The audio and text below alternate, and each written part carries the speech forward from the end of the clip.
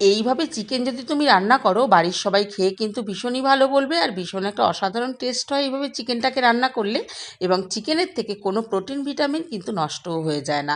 আমি প্রথমে গরম মশলা ফোড়ন দিয়ে পেঁয়াজটাকে ভেজে নিলাম, তারপরে এর মধ্যে দিয়ে দিলাম একটু কাশ্মীরি লঙ্কা কালারের জন্য।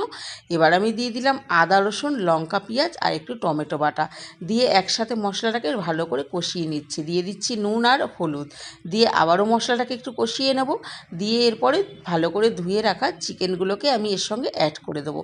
চিকেনগুলো দিয়ে আমি ভালো করে কষাতে থাকবো মাংসটাকে। এইভাবে মাংস করলে কিন্তু মাংস থেকে প্রোটিন ভিটামিন কিছুই কিন্তু নষ্ট হয়ে যায় না। এইভাবে করে তোমরা বাড়ির বাচ্চা বড় সবাইকে কিন্তু খাওয়াতে পারো। একদম তেল বেশিও না, একদম মশলাও খুব একটা বেশি না, একদম চিকেনটা কিন্তু হেলদিভাবে রান্না হবে। এইভাবে করে তোমরা চিকেন যদি রোজও খাও কিন্তু কোনো ক্ষতি করবে না। তো এইভাবে হালকাভাবে চিকেন রান্না করে খাও বন্ধুরা, এবং খুব ভালো স্বাদ অনুভব করো তোমরা।